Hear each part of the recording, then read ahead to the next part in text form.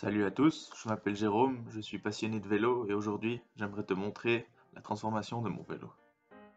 Je suis parti sur la base d'un vélo de course Alu qui a déjà vécu ses meilleurs jours. Malgré ça, les composants sont de haute gamme et fonctionnent encore à merveille.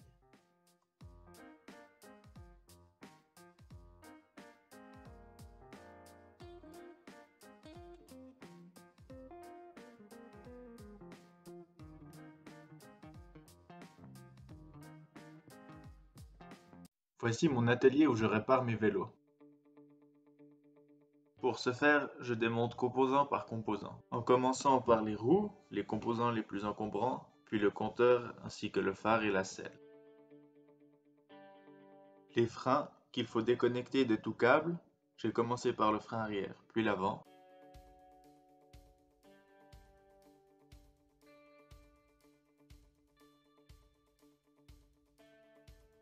Ensuite la potence à l'aide d'une clé imbus, puis la chaîne, le dérailleur arrière et le dérailleur avant. Ensuite je passe au pédalier. C'est un pédalier par entraînement carré. L'axe du pédalier et la manivelle sont légèrement coniques pour ne pas avoir de jeu. Pour les séparer, je m'aide d'un arrache-manivelle. Cet outil se visse dans la manivelle et en serrant la vis qui se trouve en son sommet, cela permet d'extraire la manivelle.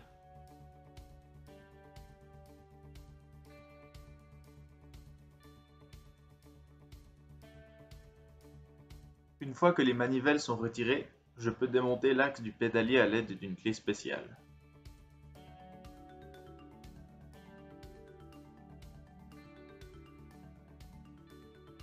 Ensuite, je m'attaque au cintre, enlever la vieille guidoline qui était vraiment toute sèche.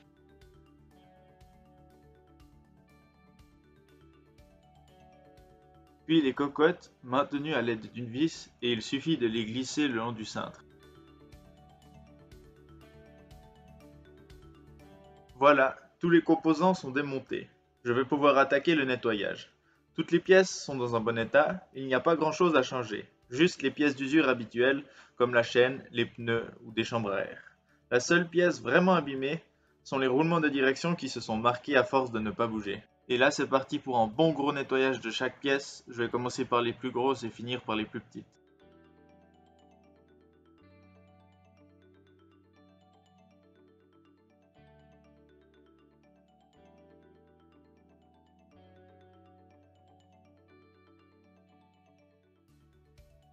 Le mécanisme dans la cocotte est bloqué, c'est une maladie connue. La graisse qui lubrifie le mécanisme sèche et empêche le bon fonctionnement.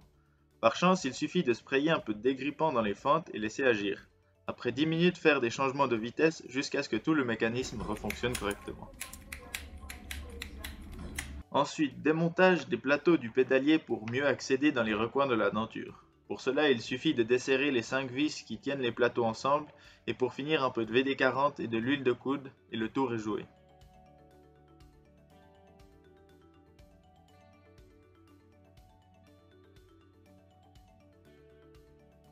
Prochaine étape est d'enlever les pédales à clips. Je veux les remplacer par des pédales normales. Ensuite, démontage et nettoyage des deux mâchoires de frein.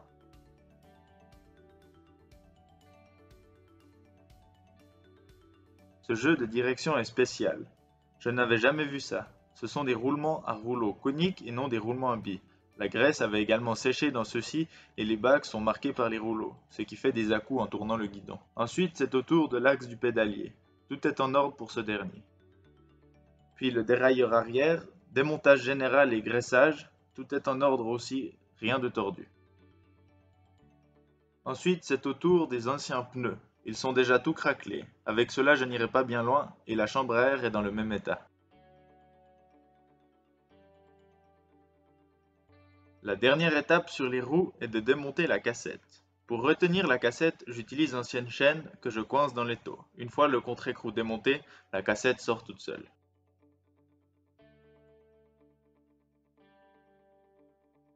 Pour bien nettoyer la cassette, un peu de VD40 et une brosse à dents suffisent et le tour est joué.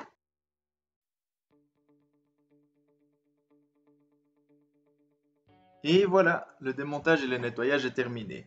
Si cette vidéo t'a plu, n'hésite pas à me mettre un pouce vers le haut et à t'abonner. J'espère te revoir tout bientôt pour le prochain épisode où je vais m'attaquer dans la peinture du cadre. Ciao et à bientôt.